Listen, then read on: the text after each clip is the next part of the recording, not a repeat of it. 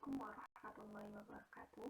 Saya Kartika Yuni Pratiwi, NIM 185256, akan menjelaskan tentang tutorial pengerjaan kasus keuangan implementasi SAKIMKM pada UMKM.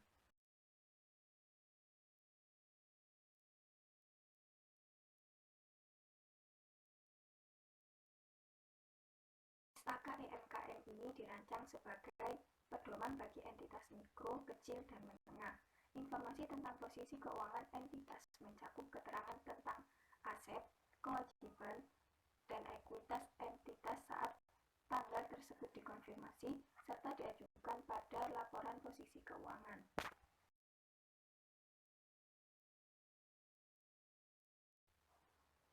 Disajikan secara wajar, laporan keuangan memberikan syarat entitas untuk memberikan informasi yang signifikan, representatif, tepat, keterbandingan, dan keterpahaman.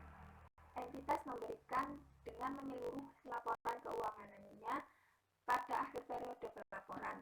Laporan keuangan untuk UMKM minimal berisi yang pertama, laporan posisi keuangan atau neraca akhir periode, yaitu laporan yang memberikan keterangan mengenai saldo akhir dari entitas tersebut. Yang kedua, laporan laba rugi selama periode, yaitu laporan yang memberikan informasi mengenai laba ataupun rugi yang didapat oleh entitas tersebut. Yang ketiga yaitu CALK atau catatan atas laporan keuangan, yang terdiri dari tambahan serta penjelasan akun-akun spesifik yang signifikan.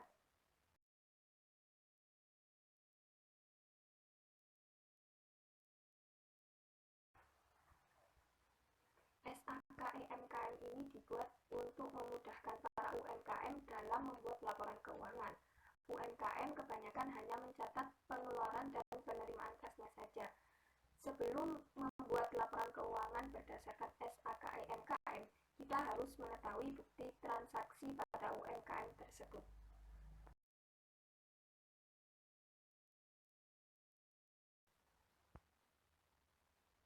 Sebagai langkah awal penyusunan laporan keuangan, kita harus melakukan analisis terhadap kegiatan yang dilakukan oleh UMKM CV Mabrur. Dalam hal ini, kita melakukan analisis terhadap identitas usaha, modal usaha, persediaan, kas, piutang, upah tenaga kerja, beban sewa, pendapatan, kendala dalam usaha, serta pelaporan keuangan. Untuk langkah selanjutnya, kita melakukan penjurnalan, posting ke buku besar, neraca saldo, jumlah penyesuaian, dan penyusunan laporan keuangan dengan dasar penyusunan yaitu SAKIMKM.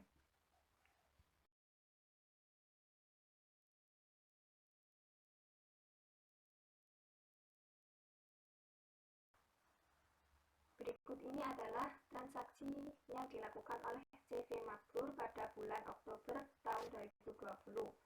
Tanggal 1 yaitu menerima modal berupa kas dan peralatan. Tanggal 4 membeli peralatan secara kredit. Tanggal 5 membeli bahan habis pakai secara tunai. Tanggal 10 menerima pendapatan jasa. Tanggal 11 membayar sewa bulan Oktober. Tanggal 14 membayar beban utilitas. Tanggal 15 menerima pendapatan atas jasa yang belum dilakukan. Tanggal 19 menyelesaikan jasa guide tetapi belum menerima pembayaran. Tanggal 22 Tuan Yanto mengambil uang perusahaan untuk kepentingan pribadi. Tanggal 23 menerima pendapatan atas jasa yang diberikan. Tanggal 25 membayar beban lain-lain, dan tanggal 27 membayar gaji pegawai. Adapun data penyesuaian yaitu yang pertama, sisa bahan habis pakai per 31 Oktober. Yang kedua, pendapatan diterima tapi belum ditagih. Yang ketiga, penyusutan peralatan. Yang keempat, akrual gaji yang belum dibayar. Dan yang kelima, saldo pendapatan diterima di muka mencerminkan penerimaan di muka pada tanggal 1 Oktober untuk jasa yang diberikan. Jasa yang diberikan antara tanggal 1 sampai 31 Oktober.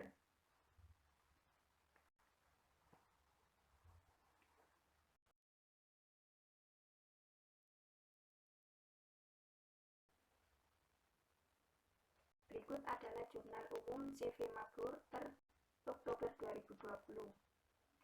Tanggal 1 jurnalnya yaitu kas peralatan pada modal sebesar yang tertera. Tanggal 4 peralatan pada utang usaha sebesar yang tertera. Tanggal 5 bahan habis pakai pada kas sebesar yang tertera. Tanggal 10 kas pada pendapatan jasa sebesar yang tertera. Tanggal 11 beban sewa pada kas. Tanggal 14 beban utilitas pada kas. Tanggal 15 kas pada pendapatan diterima di muka. Tanggal 19 piutang usaha. Tanggal 22 prive pada kas. Tanggal 23 kas pada pendapatan jasa. Tanggal 25 beban lain pada kas. Tanggal 27 beban gaji pada kas. Dengan begitu jumlahnya yaitu Rp203.630.000.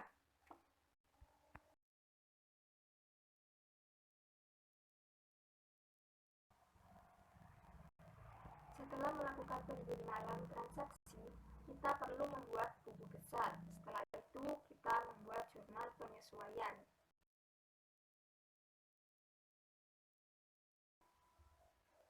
Berikut adalah jurnal penyesuaian CV Mabrur per Oktober 2020. Yang pertama yaitu beban bahan habis pakai pada bahan habis pakai sebesar Rp1.520.000. Yang kedua, piutang usaha pada pendapatan jasa sebesar Rp2.310.000. Yang ketiga, beban penyusutan peralatan pada akumulasi penyusutan peralatan sebesar Rp1.500.000. Yang keempat, beban gaji pada utang gaji sebesar Rp475.000. Dan yang terakhir, pendapatan diterima di muka pada pendapatan jasa sebesar Rp1.000.000 dengan total Rp6.805.000.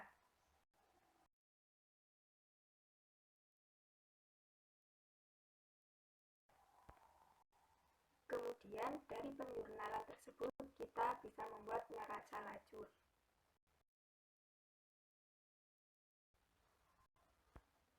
Berikut adalah neraca lajur CV Mabrur per Oktober 2020. Neraca lajur ini terdiri dari kolom nomor akun, nama akun, neraca saldo sebelum penyesuaian, jurnal penyesuaian, neraca saldo setelah penyesuaian, neraca atau laporan posisi keuangan, dan laba rugi. Dari neraca lajur tersebut didapat laba sebesar Rp6.955.000.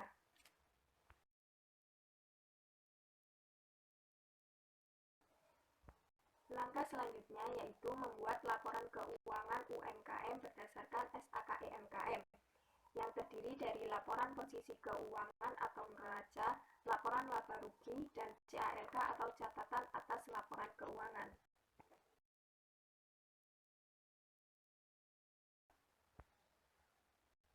Berikut adalah laporan keuangan UMKM CV Mabrur berdasarkan SAKEMKM.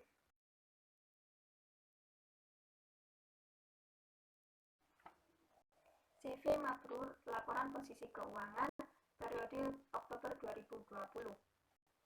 Ada aset lancar yang terdiri dari kas sebesar Rp6.610.000, piutang usaha sebesar Rp24.210.000, bahan habis pakai sebesar Rp300.000.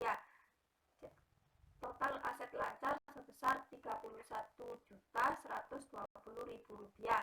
Kemudian ada aset tetap terdiri dari peralatan sebesar Rp37.860.000, akumulasi penyusutan peralatan sebesar Rp1.500.000. Total aset tetap sebesar Rp36.360.000. Jadi total asetnya sebesar Rp67.480.000.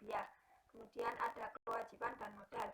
Kewajiban lancar ada hutang usaha sebesar Rp3.050.000. Kemudian ada pendapatan diterima di muka sebesar Rp3.800.000. Utang gaji sebesar Rp475.000. sebesar Rp7.325.000. Total kewajiban jangka panjangnya tidak ada, jadi total kewajiban sebesar Rp7.325.000.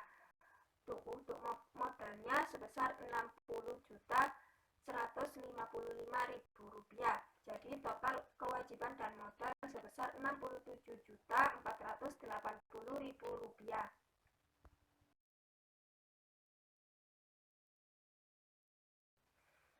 CV Mabrur, laporan laba rugi periode Oktober 2020.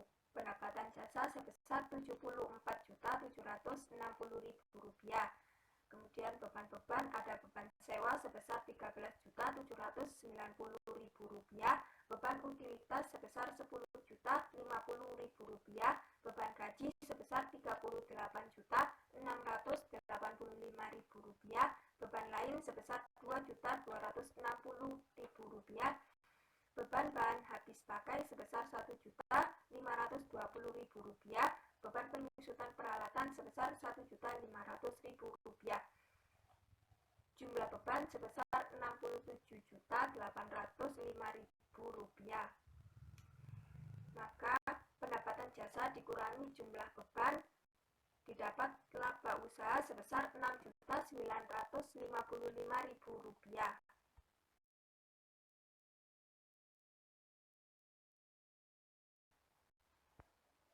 Untuk laporan keuangan UMKM yang terakhir yaitu catatan atas laporan keuangan.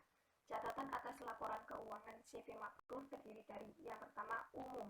Entitas didirikan di Pasuruan oleh Bapak Yanto. Entitas ini bergerak dalam bidang usaha jasa tur dan travel. Entitas memenuhi tolak ukur sebagai entitas mikro, kecil, dan menengah sesuai Undang-Undang Nomor 20 Tahun 2008. Entitas bertempat di Jalan Slamet Riyadi, Purworejo, Pasuruan. Yang kedua, ikhtisar kebijakan akuntansi. A. Pernyataan kepatuhan. Penyusunan memanfaatkan standar akuntansi keuangan EMKM. B. Dasar penyusunan. Biaya historis dan pengandaian cash basis merupakan landasan penyusunan laporan keuangan ini. Mata uang yang dipakai penyusunan laporan keuangan adalah rupiah. C. Aset tetap. Aset tetap ditulis sejumlah ongkos perolehannya. Aset tetap disusutkan menggunakan metode garis lurus tanpa nilai residu. D. Pengakuan pendapatan dan beban. Pendapatan diakui saat pelanggan membayar jasa yang dipakai. Beban diakui saat terjadi. E. Pajak penghasilan. Pajak penghasilan mengikuti ketentuan perpajakan yang berperan di Indonesia, yaitu PP 23 Pajak Penghasilan Pasal 23 tahun 2018 tentang pajak penghasilan final sebesar 0,5%.